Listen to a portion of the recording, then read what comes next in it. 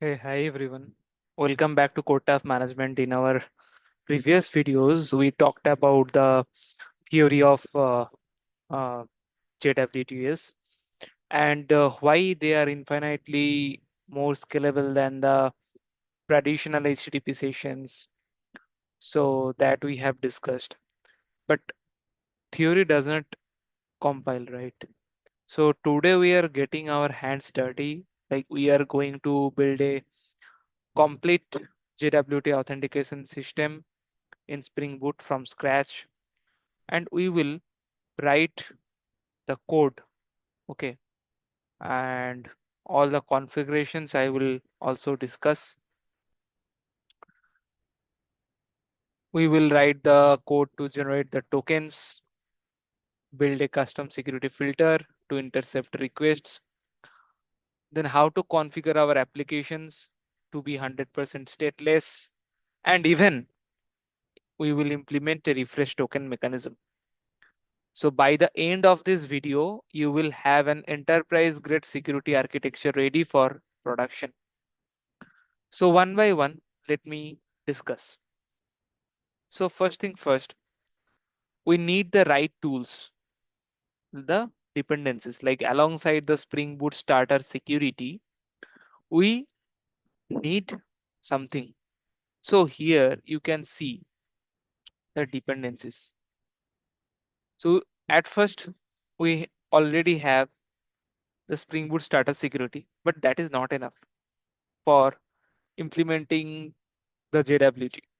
So we have implemented, like we have used the dependencies of JWT API, IMPL, and Jackson.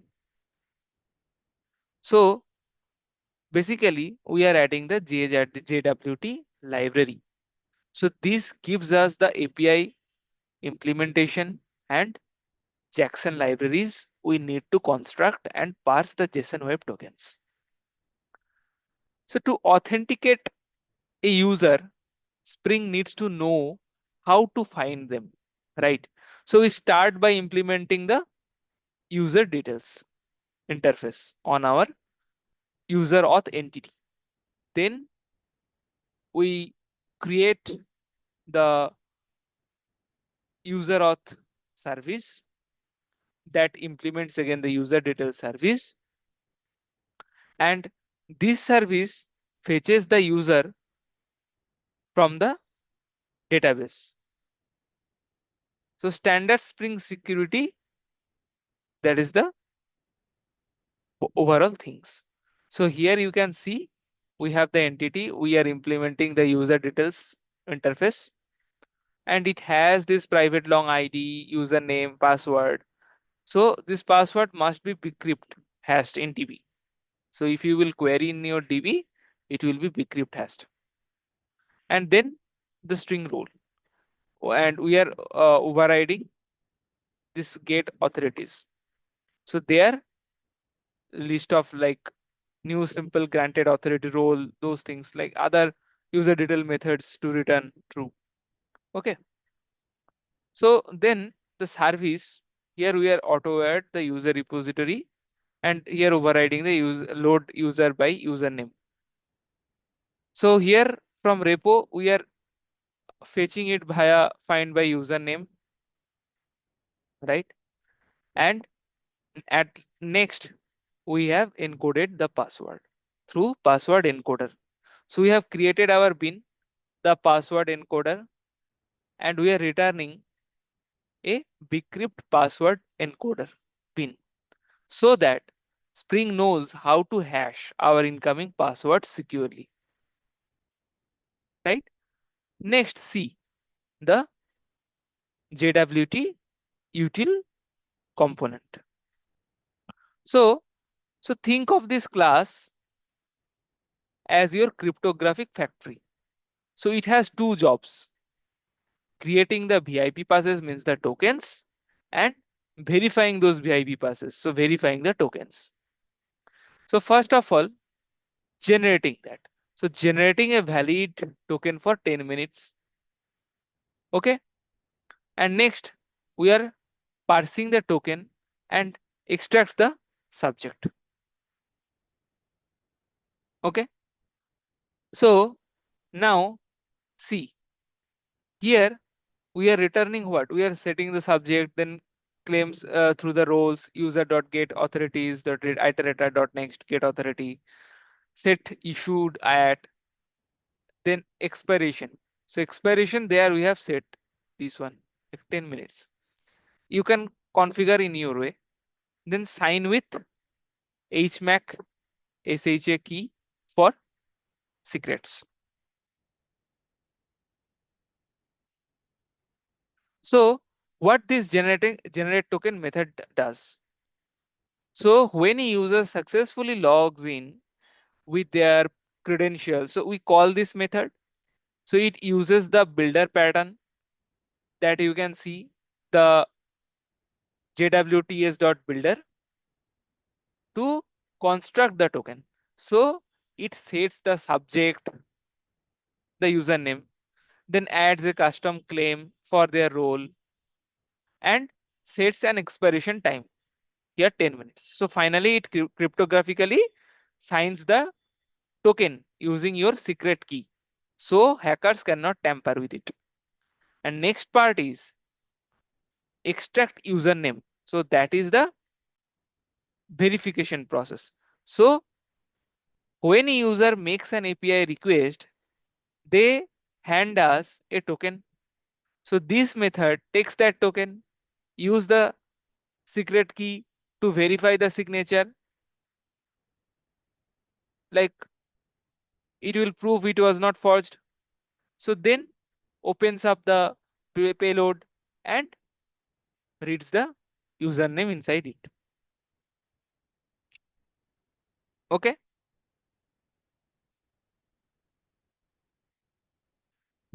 Next, we have the token generation API, the login endpoint. So when a user submit their credentials, we authenticate them using this authentication manager.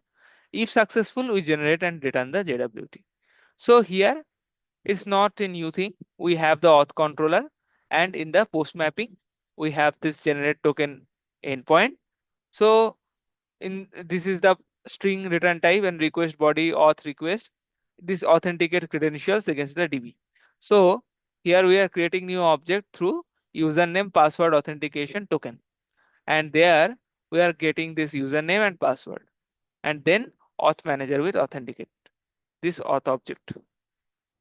Whatever you will get, that one it will authenticate. Then it will, after the authentication, it will generate the token through JWT generate token method. In this JWT generate token, this one, this will be called here. Okay. Next, the custom JWT filter. So by default, Spring Security uses HTTP sessions. Because we are building a stateless API, we have to intercept every single incoming request ourselves before it reaches our controllers. So that is what once per request filter does. So that's why JWT filter extends the once per request filter. So after that, here you can see it's overriding the do filter internal method. So what is the exact logic of this do filter internal method? So see one by one. First, it's check the header. Like it looks at the HTTP request for the authorization header. If it is missing or does not start with BRR, the filter ignores it and blocks the request. So from the header, the BRR token check part done.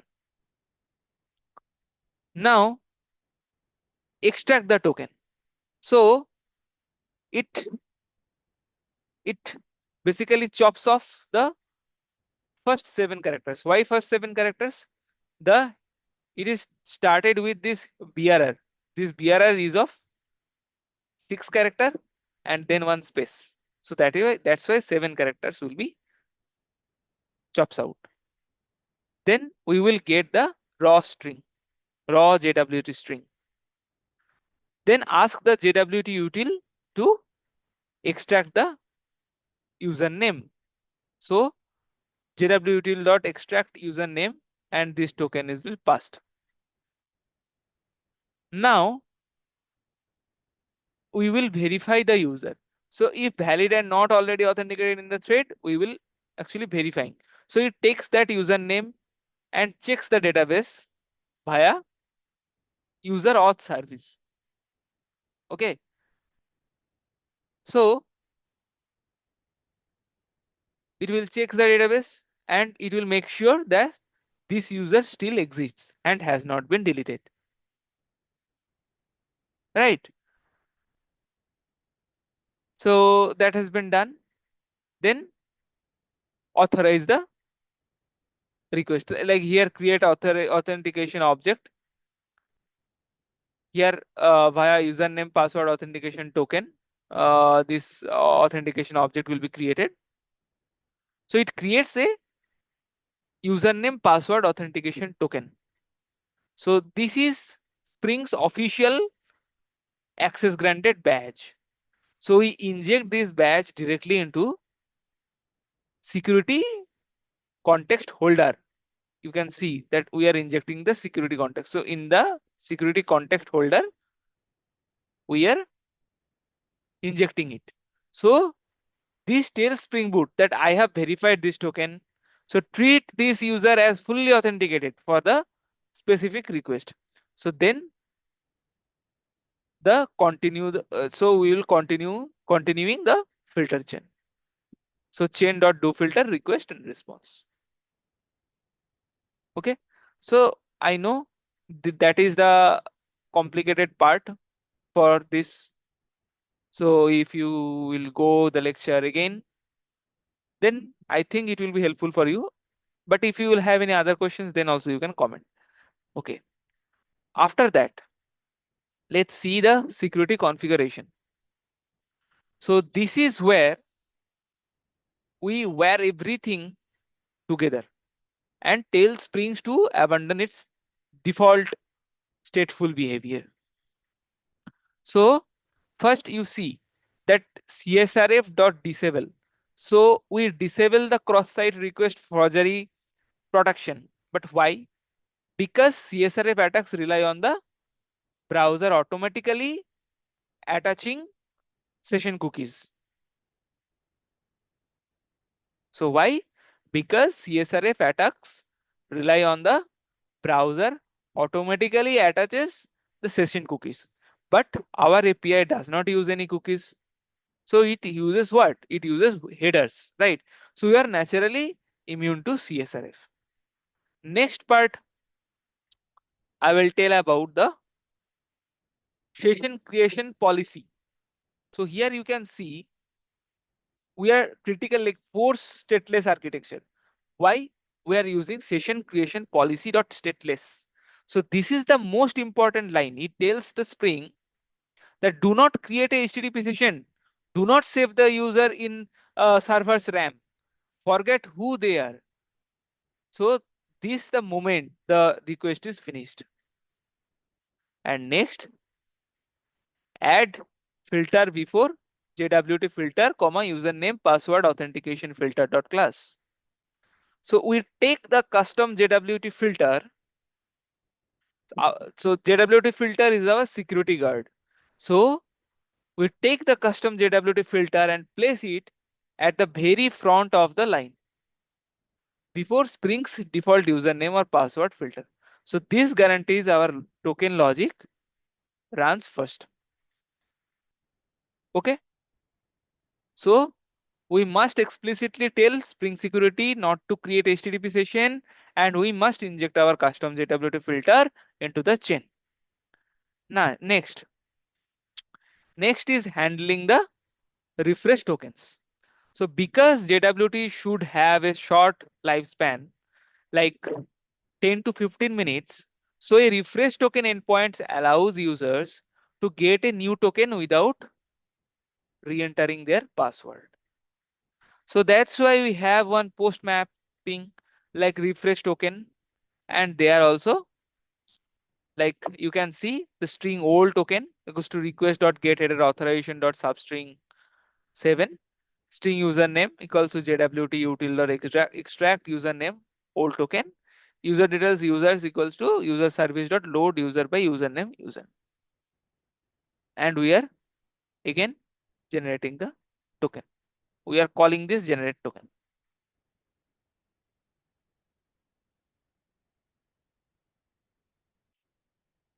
Okay. So whenever that will be ended up, then we will call this refresh method. Okay.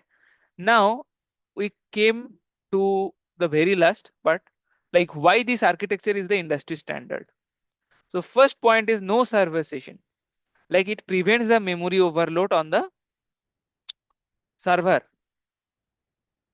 No database lookups for authorization. So the JWT contains the roles and username.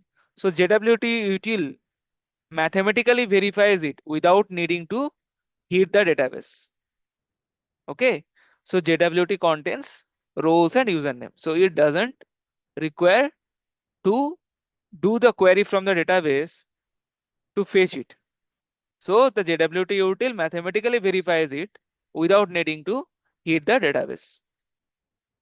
And next is infinitely scalable.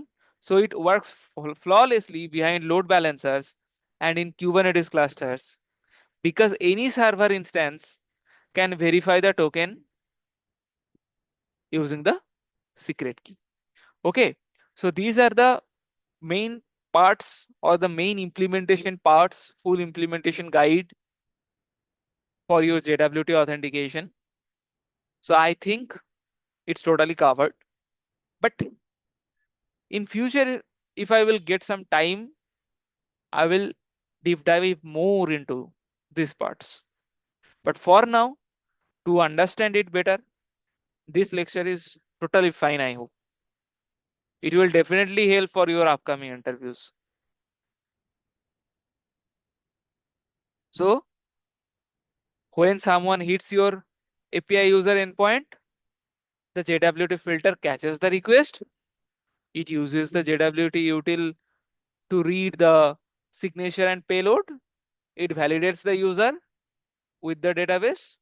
It sets the security context and lets the request pass through the controller.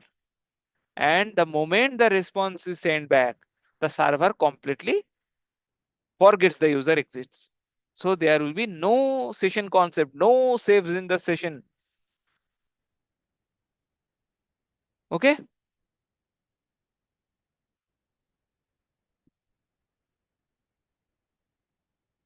I hope these things are clear to you, right? So like if you are building the microservices, cloud systems, or any mobile backends, then this exact architecture is what Netflix, Amazon, Google use to scale. So hit the like button if this code helped you. Subscribe to CodeTav Management, and I will see you in the next masterclass. So next we will discuss about the OAuth 2. We will start with the OAuth 2. Okay. So that's all.